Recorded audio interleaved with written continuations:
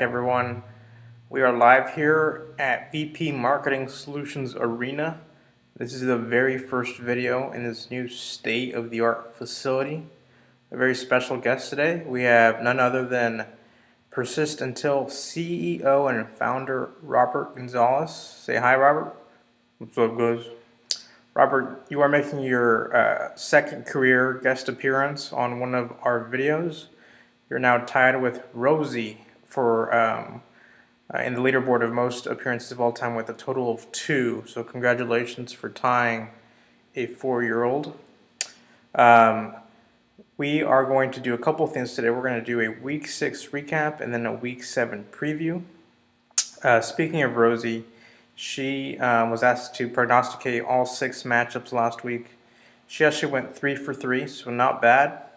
She did correctly, though, predict the Cowboys to upset the defending champion Seattle Seahawks in Seattle. So Rosie is now 2-0 all-time predicting NFL games. So Rosie will be invited to play in our March Madness pool in a few months. So I can't wait to see how many of you guys' brackets she beats out. It'll probably be a lot of you, if not all of you. So let's see what happened last week. Emilio took care of business beating me, so we're both at 3-3. Emilio's having a better year than most years. Usually he's the bottom of the pool. We have Omar taking care of business against Nick, so Nick wasn't a 3-game heater. That's over. Omar's back to his usual dominating self. Back at 4-2. Nick falls to 3-3. Kyle is upset by Michelle, so Michelle gets his first win of the season. Kyle falls to 3-3, so there's a ton of teams tied in the middle of the pack at 3-3. Robert Gonzalez loses again. Robert, what happened last week?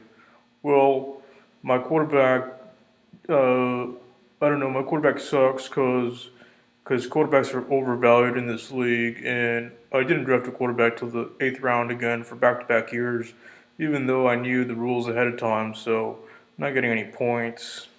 My team sucks. Yeah, you lost to Lucas. Lucas 6-0. Lucas, by the way, first place in the FIFA pool, second place in the March Madness pool, and he's probably going to win this league. He's the best. He's the best I've ever seen. Luckily for you, Lucas, you didn't join the MLB playoff bracket pool because you probably would have got destroyed because I have pretty much a perfect bracket going. So far, I've missed one pick. I've pretty much already clinched that pool. So thank you to everyone who played for your $20 in-kind donation. Please play again next year. It's crazy how much or how easy it is to fill out a bracket with just precision. And I knew all these series were going to go the way they did just by watching and following the sport the whole season. I knew the Nationals would lose in the first round. Knew that the Dodgers would lose in the first round. I mean, who picks the Cardinals and the Giants? Giants were a wild card team, and I picked them to make it to the NLCS. When you watch a sport all season, you kind of gotta have a feeling this is gonna happen. So with that being said, I think I'm gonna start watching college basketball this year, and maybe I will not finish in the bowels of the pool like I have been the last few years, ever since I won it in the inaugural season. So I know that was a little bit of a tangent. Well, I don't care because this are my videos, and if I want to talk about the MLB bracket pool, I will. For those of you who didn't join, why didn't you join? As we all know, MLB is the best sport on the planet. No, it's not. Football is. Well, Robert, you claim to be a Giants fan, but you haven't even talked about baseball until the playoffs, so I guess you bring up a valid point that football is your favorite sport. Yeah, it is. It is. I don't know anything about baseball, but I'm going to claim to be a Giants fan, and I'm going to talk crap about everyone else's team, and I'm going to go to the game and pretend I'm a Giants fan. All right, Robert, that's enough of that. And let's see what else happened. In a very high-scoring matchup, Joe took care of Trevor, both guys going over the 100-point mark.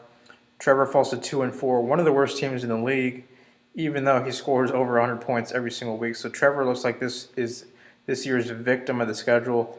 Luckily for Trevor, we changed the rules this year, and Trevor has still a pretty good shot at winning the wild card and making the playoffs based on points. So don't forget about that rule change. Joe goes to 3-3 with a win. And then Jameson's looking good. 5-1. Big turnaround. So far, the biggest turnaround from last year to this year from all the teams who have played both years. Jameson was the second to worst team last year. He's now the second to best team. So he took care of Jacob. So that is the Week 6 recap. Let's quickly take a look at the Week 7 matchups. We have myself taking on Jacob. Jacob, if you beat me, you're fired. So make sure you play some of your scrubs if you want to keep your job. We have Omar playing Lucas, battle of the two best teams, or two of the best teams, I should say.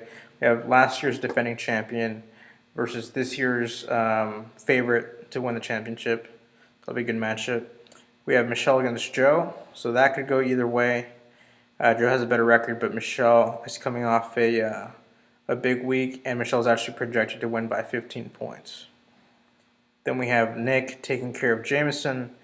Two pretty good teams, two surprise teams, because these two teams were the worst two teams last year. So we'll see if Nick can continue his momentum or if Jameson can continue dominating. Then we have Emilio playing Rogo. Rogo, what do you think about that? I don't know. I don't even know who my quarterback is. How does the scoring work? Do kickers get 20 points for 50-yard field? No, Rogo, that's your league. That's your league, man. So I'm looking, looks like Emilio's probably going to win that one. And then we have Kyle taking on Trevor in the battle of the Goofy Fox. Some might argue that these two guys look very, very similar. As a matter of fact, Omar gets these guys mixed up all the time, and he's never even met Trevor. That's how much alike they look. So that is those are the matchups. Look for Trevor to upset Kyle and go to 3-4, and Kyle to fall 3-4. So next week's gonna maybe determine a lot, maybe not. Looks like we're still a few weeks away from seeing some teams separate themselves from the rest of the pack. Right now, it's literally anyone's game. Lucas and Jameson are really the only two teams who are in prime position to take one of the 4 playoff spots. Everyone else is literally bunched in the middle. With the exception of Michelle, obviously, who only has 1 win, but he can ride the momentum and catch up to us rather easily. He's only 2 games back of the playoffs right now. So that is it for today. Looking forward to the games. Talk to you later.